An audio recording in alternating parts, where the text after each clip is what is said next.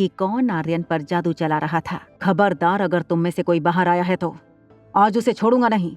इतना कहकर रोहित ने दरवाजा बाहर से बंद कर दिया। रोहित बहुत गुस्से से प्रेसिडेंशियल स्वीट 2402 की ओर बढ़ा। दरवाजे पर पहुंचकर उसने डोरबेल बजा दी।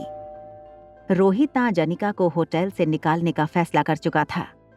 रोहित एक्सपेक्ट कर रहा था कि अनिका दरवाजा खोलेगी, मगर दरवाजा रिया ने खोला। अनिका के प्रेसिडेंशियल स्वीट का दरवाजा खुलता है। रोहित बेहद गुस्से में है। दरवाजा खुलते ही रिया ने रोहित को देख लिया। जब रोहित के सामने दरवाजा खुला तो रोहित को अपने आई लेवल के सामने कोई नहीं दिखा। रिया की हाइट कम थी, इसलिए जब तक रोहित अपनी नजर नीची करता, रिया दरवाजे के पीछे छुप गई थी। Hello miss Anika, are you there? Miss Anika, मुझे आपसे इंपॉर्टेंट बात करनी है। जब अंदर से कोई जवाब नहीं आया तो हिम्मत करके रोहित कमरे के अंदर दाखिल हुआ तो उसने देखा अनिका बेड पर गहरी नींद में सोई थी। बेडरूम की खिड़की से चांद की रोशनी बेड पर पड़ रही थी। चांदनी रोशनी में अनिका की खूबसूरती और भी निखर के आ रही थी। कुछ देर के लिए रोहित अनिका को बस यूं ही खड़ा देखता रहा। रोहित अपने कमरे की ओर लौटने लगा। रोहित अभी मेन डोर की तरफ पहुंचा था कि दरवाजे के पीछे से उसे आवाज सुनाई दी। रोहित ने अपनी जेब से फोन निकालकर टॉर्च ऑन कर ली। आर्यन, तुम यहाँ क्या कर रहे हो? मैंने तुमसे कहा था कि हमारे स्वीट से बाहर मत आना। तुम आजकल मेरी बात सुनते क्यों नहीं हो? रोहित रिया का हाथ पकड़कर अंदर बेडरूम में ले गया। बेडरूम में आते ही रिया ने अपनी आंखें बंद कर ली थीं। धीरे से उसने अपनी आंखें खोली। रिया ने बेडरूम में चारों तरफ देखा। उसे आर्यन कहीं नजर नहीं आया।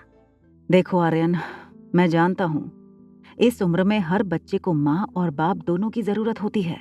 तुम्हारे पास मम्मा नहीं है, मगर मैं पूरी कोशिश करता हूं कि तुम्हें अपनी मम्मा की कमी कभी महसूस ना हो। मगर आज मुझे इस बात का एहसास हो गया है कि मैं हार चुका हूं। रोहित के मुंह से ये बात सुनकर रिया को बहुत बुरा लगा। रिया रोहित को इस तरह हारा हुआ नहीं देख सकती थी। अगर तुम्हें वो आंटी के साथ बातें करना इतना पसंद है तो मैं उनसे कहूंगा कि रोज कुछ देर यहाँ आकर तुम्हारे साथ वक्त बिताएं। उसकी कोई जरूरत नहीं डैड। अगर आप चाहते हैं कि मैं उनसे बातें ना करूं, मैं वही करूंगा जो आप चाहते हैं। रिया की ये बात सुनकर रोहित को अपने बेटे पर प्राउड फील हुआ। जैसे ही रोहित बेडरूम से बाहर गया, रिया रिलैक्स हो गई। आर्यन, आर्यन कहाँ हो तुम? कम आउट, रास्ता क्लियर है। रिया बेडरूम में आर्यन को यहाँ वहाँ ढूंढ रही थी। तभी बाथरूम का दरवाजा खुला।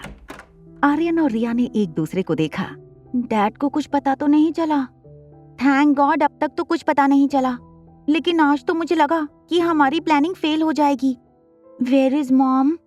मॉम आज बहुत ही डिफिकल्ट ऑपरेशन करके आई थी, इसलिए वो सो गई हैं। क्या मैं आज रात मॉम के बगल में सो सकता हूँ प्लीज? हमें वेट करना होगा। डैड और सनी चाचू सो जाएं, उसके बाद तुम चले जाना। प्रेसिडेंशियल स्वीट 2402 की बेडरूम में गहरी नींद में सोई अनिका की आंखें अचानक खुल गईं। उसे महसूस हुआ कि उसके बगल में रिया नहीं थी। घबराकर अनिका रिया को आवाज लगाने लगी। रिया, रिया कहाँ हो तुम? वेयर आर यू रिया?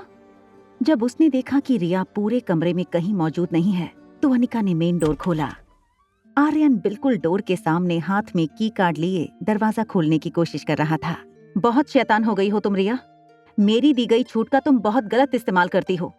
इतनी रात को तुम कमरे से बाहर क्या कर रही थी? एक्चुअली मॉम, कमरे में नेटवर्क नहीं आ रहा था तो मैंने सोचा बाहर स्टेयरकेस पर जाकर गेम खेलूं।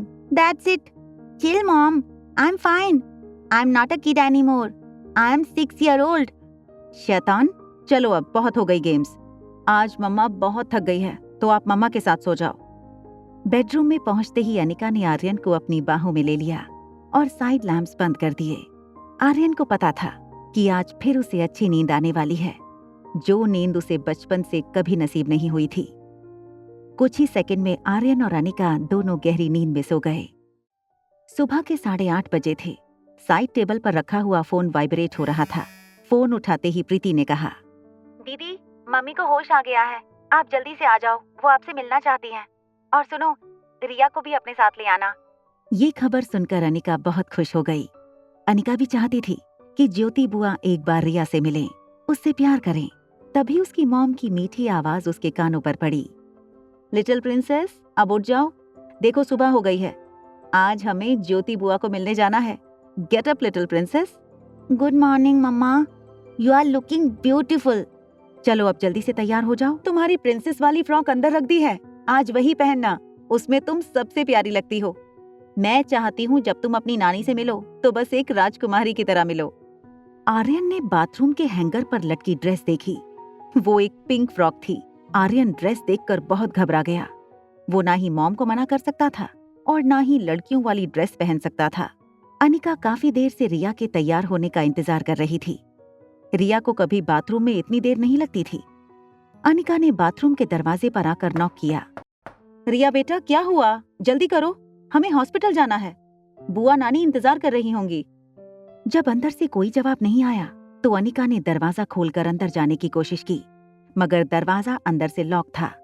ये देखकर अनिका हैरान हो गई। तभी अंदर से लॉक खुलने की आवाज आई।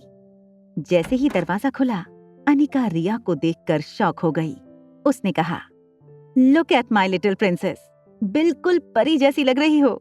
आगे की कहानी जानने के लिए देखें अगला एपिसोड सिर्फ पॉकेट एफएम के YouTube चैनल पर। और एक लड़की को देखा तो के सारे एपिसोड को सुनने के लिए डिस्क्रिप्शन में दी गई लिंक से डाउनलोड करें पॉकेट एफएम ऐप।